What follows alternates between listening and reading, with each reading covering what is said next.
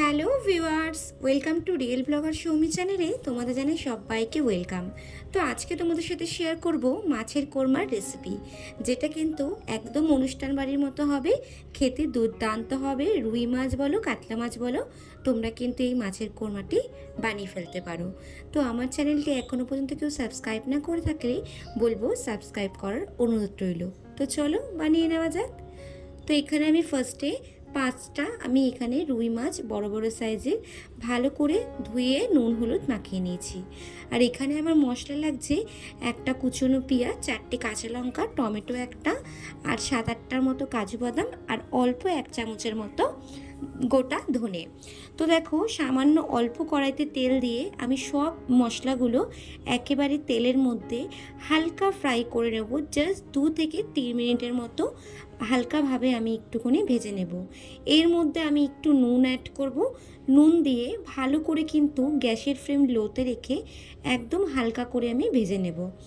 নুন আর হলুদ ফার্স্টে আমি এখানে দিয়ে দিয়েছি, যাতে পরে আমাকে মশলা করার সময় আর কিন্তু আমি নুন হলুদ অ্যাড করব না। তো এখানে আমার মশলাটা ভাজা হয়ে গেছে। তারপরে ওই কড়াইতে আর একটু সামান্য তেল দিয়ে মাছগুলো কিন্তু লালচে করে কিন্তু আমি ভেজে নেব।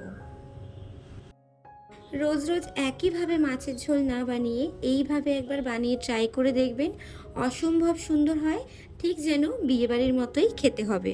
তো তোমরা এখানে রুই মাছ বলো বা কাতলা মাছ বলো, দুটো মাছ দিয়েই করা যাবে, খুবই কিন্তু টেস্টি হয়। তো তারপরে আমি আরেকটু তেলে 1 চামচ ঘি ফেলে দিলাম। তার মধ্যে পেঁয়াজটাকে একদম বেরেস্তার মতো কুচি কুচি করে কেটে নিয়েছি। আমি এখানে ফার্স্টে বেরেস্তাটা বানিয়ে নেব।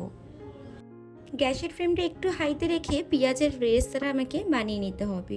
পেঁয়াজের রঙটা যখনই ঠিক বাদামি কালার হয়ে আসবে তখনই কিন্তু আমাকে বেরেস্তাটা তুলে নিতে হবে। তো দেখতেই পাচ্ছ পেঁয়াজের কালারটা ঠিক কতটা সুন্দর হয়েছে।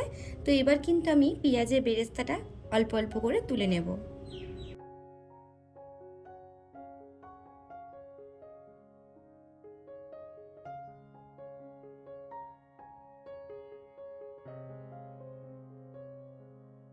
এবার আমি দিয়ে নেব ফোড়নের জন্য একটা তেজপাতা, 3টে দারচিনি, 3টে এলাচ, আর অল্প সামান্য একটি গোটা গোলমরিচ দিয়ে ভালো করে কিন্তু আমি নাড়াচাড়া করে নেব। তারপরে আমি এখানে দিয়ে দেবো কুচনো পেঁয়াজ। পেঁয়াজটাকে দিয়ে ভালো করে কিন্তু লালচে টাইপ করে ভেজে নেব। তারপরে আগের থেকে যে আমি বেটে রেখেছিলাম যে মশলাটা, সেই মশলাটা কিন্তু এখানে অ্যাড করব। তারপরে এখানে রেড চিলি পাউডার, নুন, আর একটু সামান্য হলুদ গুঁড়ো দিয়ে আর জিরের গুঁড়ো দিয়ে ভালো করে কিন্তু আমি নেড়ে চেড়ে নেব। মশলা থেকে যতক্ষণ না তেল বেরিয়ে আসবে ততক্ষণ কিন্তু অল্প অল্প মশলার জলটা দিয়ে কিন্তু আমি মশলাটা নাড়াচাড়া করে নেব।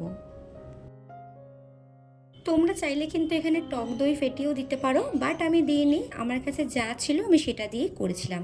তো এবার দেখো আমার কিন্তু এখানে গ্রেভিটা হয়ে গেছে, আর আমি এক এক করে মাছগুলো কিন্তু দিয়ে নিচ্ছি।